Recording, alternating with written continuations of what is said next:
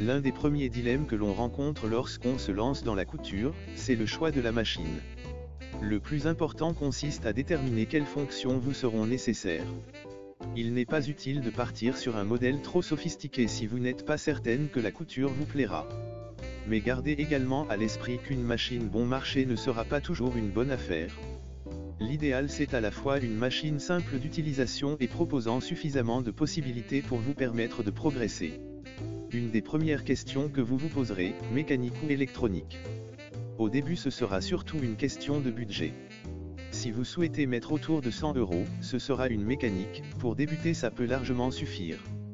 Mais si vous êtes sûr de vous, et que vous pouvez vous offrir tout de suite une électronique, alors foncez. Les machines électroniques permettent une couture souvent plus intuitive puisque la machine s'occupe des réglages à votre place, beaucoup de réglages sont prédéfinis. Elles sont également un peu plus silencieuses et souvent plus précises, notamment dans la régulation de la vitesse.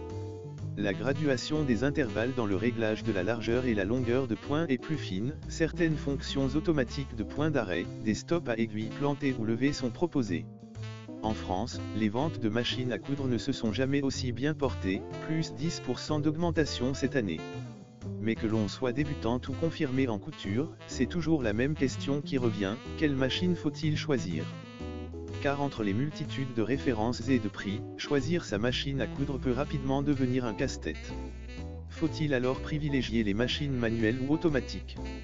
Comment ne pas se tromper lorsqu'on investit dans une machine à coudre?